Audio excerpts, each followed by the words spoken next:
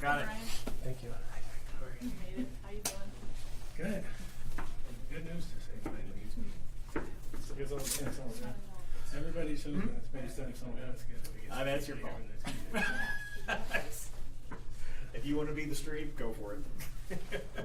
I'm trying to give you a little room. But it's like, Hillary did talk about all this. Receive, I am not clear comment based on anything from me.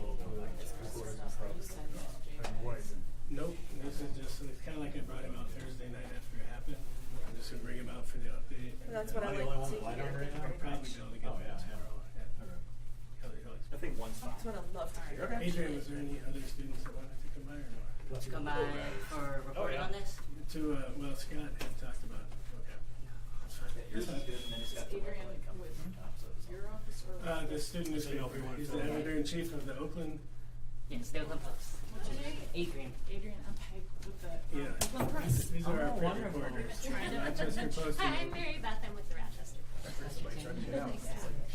So you're the one taking our reading. All right, here he comes, Adrian. I don't know that we let you talk about it.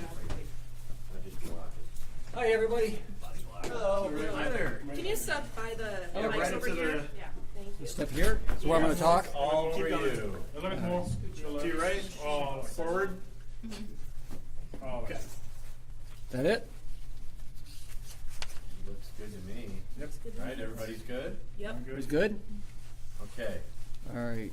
Where am I looking when I look up?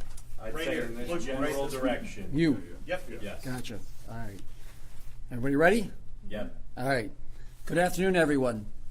My name is Mark Gordon. I'm the police chief for the Oakland University Police Department. I'm here to give you an update on our recent assault case that occurred on campus. On Tuesday afternoon, February 10th, the Oakland University Police Department arrested an 18-year-old man from Rochester in connection with an assault that occurred on campus of Oakland University. The incident involved multiple stabbing of a non-resident, non-student on the north side of campus near Van Wagner Hall at approximately 8:15 p.m. on Thursday, February 5th. Shortly following the assault, the victim was transported to an area hospital, and two suspects fled campus in a dark-colored SUV. Out of respect for the victim, I can say only that he continues to recover from his wounds. This was a violent and deeply concerning incident, and I want to reassure the public that from the moment that this was reported, our officers, our investigators, worked tirelessly and with urgency to identify and apprehend the suspect. As a result of their swift and coordinated efforts, a suspect is now in custody. A second suspect in the case remains at large, and the OUPD investigation remains open and active as we pursue apprehension of the second suspect. I was just informed that this afternoon the Oakland County Prosecutor's Office has reviewed this case and has issued a felony warrant for assault with intent to commit murder. The person arrested will be arraigned on those charges in the 52nd 3rd District Court tomorrow. While I cannot discuss specific details of the investigation due to the ongoing legal process, I can confirm that the arrest was the result of a thorough investigative work, including evidence collection, interviews, and collaboration with the Oakland County Sheriff's Office and the City of Auburn Hills, who I would like to thank for their assistance. We believe that this was an isolated incident, and at this time there is no continuing or ongoing threat to the Oakland University community. I want to commend the professionalism and dedication of our patrol officers, our detective and support staff who worked around the clock on this case. Their commitment to protecting our community and holding offenders accountable was unwavering. I also want to thank members of the public who provided information that assisted in moving this investigation forward, and we still ask anyone with information about this case to contact our department at 248-370-3331.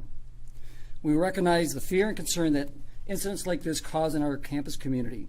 Our department remains committed to transparency, accountability, and public safety, and with this in mind, we will be increasing security presence in our residence buildings during evening hours. We will continue to provide updates on this case as appropriate and as they become available. Thank you. Any questions? Can you say the victim's age or town of residence at all? The victim, 18 years of age, from Rochester. And then the suspect is from where? You said the suspect's 18? Suspect is 18 from Rochester. They're both from Rochester. Correct. Do we know why they were on campus in the first place? They were visiting friends in our residence halls. Okay.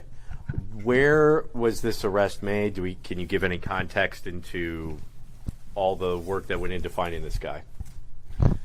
There was a lot of camera work that was done from our campus safety systems, our camera system that was done to build the case, to get suspect identification, to get descriptions, etc. We had a lot of partner assistance from the Oakland County Sheriff's Office as well. The arrest was made in the city of Rochester on Tuesday during a traffic stop. What's your message to the suspect at large? Suspect at large is turn yourself in. It'll be a lot easier for everybody involved if you would just turn yourself into any police department. We'd be more than glad to come and find you wherever you are if you'll just turn yourself in. And it's believed that both of the suspects actually stabbed the victim. They were both involved in this assault. We don't believe that at this time. There's still some details to be worked out on that. We believe the primary person that was involved with the stabbing is in custody. Is there any other information you could share on this second suspect who hasn't been found yet, what they look like or where they may be? Sure, yeah, I can review the information that we have as far as the description of that individual. It remains pretty much the same as the night of the assault. He's a male, early 20s, dark complexion, curly hair, 5'8" to 5'10", chin length dreadlocks, black North Face jacket, and white shoes is what he was wearing on the night of the assault. Now, I know you guys have a lot of security measures here. Is there anything that you guys would do different than how this played out? I don't think so. I think that the safety systems that we have in place we're working. The actual way the incident was managed went exactly the way we have practiced in our tabletop exercises. So all in all, the management of the incident, yes, I think it went well. It's unfortunate that this individual was injured to the degree that he was.